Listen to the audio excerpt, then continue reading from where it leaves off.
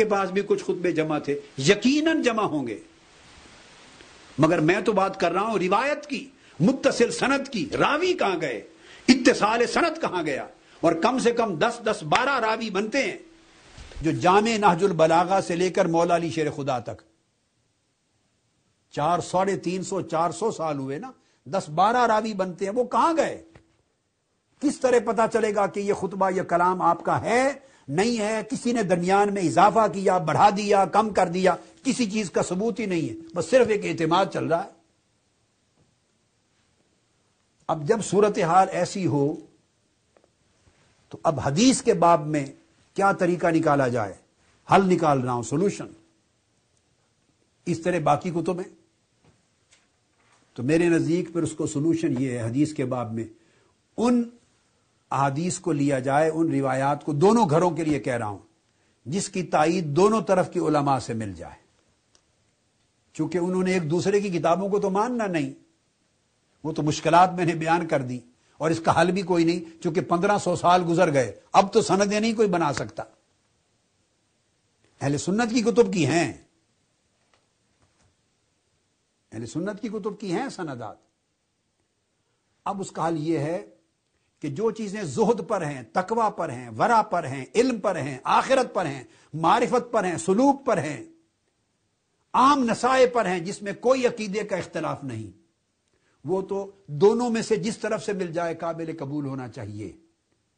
اسی وجہ سے میں نے نہج البلاغہ کا جو آخری حصہ ہے زہد اور معارف پر، اس پر خود درس بھی دی ہے اعتکاف کے ایام میں۔ وہ آپ کو اہل سنت کی اور اولیاء کرام کے تذکروں کی کتابوں میں بھی ملتے ہیں، میں نے اس دن دکھائے تھے کہ یہ نصائح ادھر بھی ملتے ہیں، تو جو مشترک ملیں انہیں قبول کیا جائے، جس پر اعتقادی اختلاف کی بنیاد ہو اسے قبول نہ کریں، چونکہ وہ شیعہ راوی ہیں یا آپ کے نزدیک دوسرے سنی راوی ہیں، آپ کے خیال کے مطابق، ادھر ان کے خیال کے مطابق وہ موضوع ہوں گی، من گھڑت ہوں گی۔ اور میں نے عرض کیا کہ جب میں اس کے بعد اگلی نشست میں قرآن سے شروع کروں گا تو قرآن مجید کی تفسیرات صرف اہل تشیع کی لوں گا، پھر اس کے بعد حدیث میں آ جائیں تو حدیث میں متفقات کو دیکھیں، جہاں خلافیات ہوں وہاں ترک کریں، اور اس روایت کو قبول کرنے کے لیے خلافیات کو قرآن کی طرف رد کریں، رجوع کریں قرآن کی طرف۔ قرآن سب سے بڑا اصول ہے، اِنَّا نَحْنُ نَزَّلْنَا الذِّكْرَ وَإِنَّا لَهُ لَحَافِظُونَ۔ ہر چیز میں روایتیں وضع ہوئی ہیں، گھڑی ہوئی ہیں، چونکہ اختلافات کے دور تھے سیاسی، ایک دوسرے کے خلاف روایتیں گھڑ کے خلفاء کو، امراء کو، حکمرانوں کو ہدایہ، پیسے وصول کرنے کے لیے لوگ باتیں لے جاتے تھے گھڑ کر، شاعر شاعری لکھ کے لے جاتے اور علماء روایتیں لکھ کے لے جاتے تھے، جس کی وجہ سے ائمہ اہل سنت کے ائمہ فن نے، اسماء الرجال کے ائمہ نے، نقد و جرح کے ائمہ نے، جرح و تعدیل کے ائمہ نے، اور اہل تشیع میں بھی نقد اور جرح و تعدیل کے علماء نے کتابیں لکھی، اسماء الرجال کی موجود ہیں، مگر پڑھتا پڑھاتا کوئی نہیں۔ وہ جرح کرتے تھے، تعدیل کرتے تھے، تحقیق کرتے تھے، پھر روایت کو قبول کرتے یا رد کرتے۔ اور اس کا میں نے ایک تیسری صورت نکالی اہل تشیع بھائیوں کے لیے کہ تیسرا حل پھر وہ فیصلہ لے لیں کتاب و سنت کے بعد جو ائمہ اطہار اہل بیت نے کہا ہے، جو صحت کے ساتھ ثابت ہو۔ اب میں تیسرا سورس یہ لوں گا، ان تمام امور کے فیصلوں میں اہل بیت کے اماموں پر فیصلہ کروں گا، اور وہ بھی شیعہ کتب سے لیں گے، کتب اہل تشیع سے۔ میں نے ائمہ اطہار اہل بیت کو ایک بنیاد ہوں گی، صحابہ کرام اور اہل بیت، یہ دو راستے ہیں حضور کی سنت کو سمجھنے کے لیے۔ اس چیز کو جو میں نے بات کہی، کیوں اب آج بڑی آخری بات ہے میری آج کی نشست کی، حوالہ دے رہا ہوں، لاسٹ ریفرنس ہے، بڑی توجہ سے سنیں، اور اہل تشیع شیعہ بھائیوں کے لیے بڑی توجہ طلب چیز ہے۔ یہ جتنی گفتگو میں نے آج کی، اس کا لب لباب توثیقاً اور تصدیقاً اب دے رہا ہوں مولا علی شیر خدا رضی اللہ تعالیٰ عنہ کے خطبہ سے، نہج البلاغہ کا ہی خطبہ ہے۔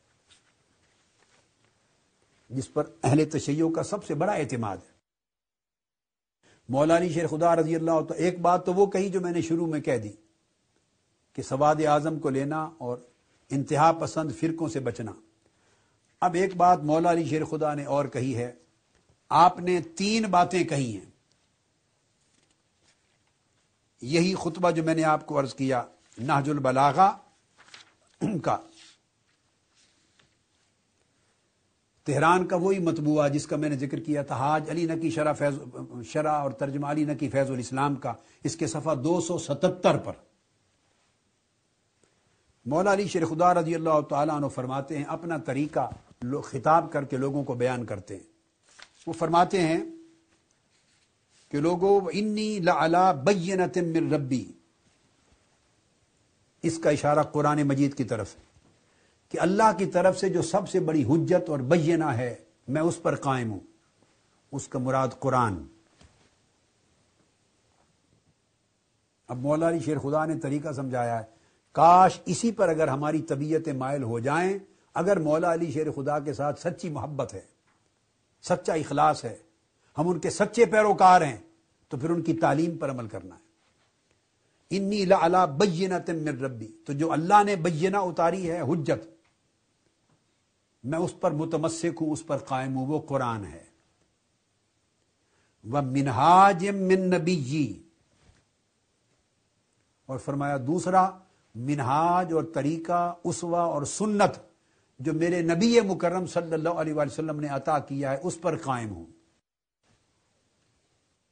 وَإِنِّي لَعَلَى الطَّرِيقِ الْوَاضِحِ، اور یہ میرا طریق واضح ہے جس کے اوپر میں قائم ہوں، جس پر میں چل رہا ہوں۔ ایک بینہ الہیہ یعنی قرآن، اور ایک منہاج نبوت حضور علیہ السلام کی سنت، اسوہ نبوی۔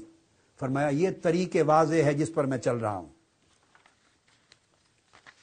اب آگے سنیے، آگے یہ وضاحت اللہ کی بینہ کی یعنی قرآن کی، اور منہاج نبوت حضور علیہ السلام کے طریقے کی وضاحت کیسے ہوگی، پتہ کیسے چلے گا کہ حضور کا یہ منہاج تھا، یہ اسوہ تھا، یہ سنت ہے، یہ طریق تھا، یہ تعلیم تھی۔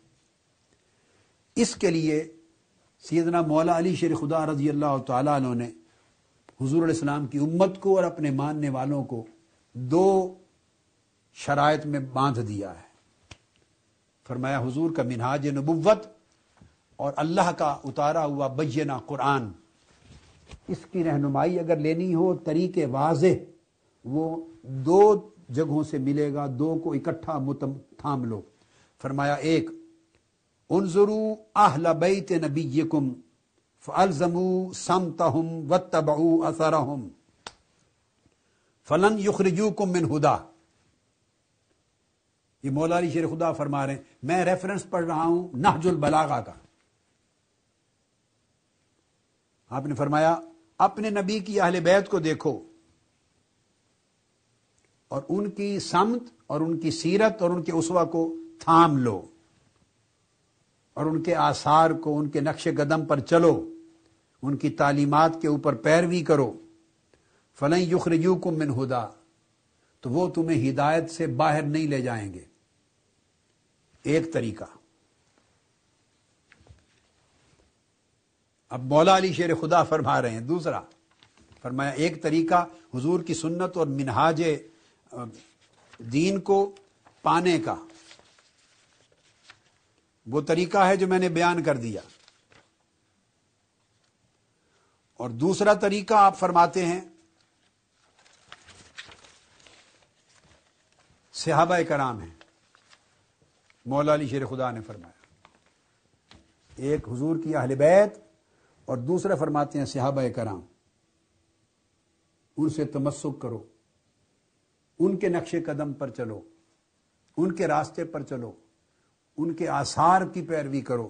اور فرماتے ہیں لوگو لقد رأیت اصحاب محمد صلی اللہ علیہ وآلہ وسلم، یہ وہی خطبہ مسلسل چل رہا ہے نہج البلاغہ کا۔ لوگوں میں نے اپنی آنکھوں سے اصحاب محمد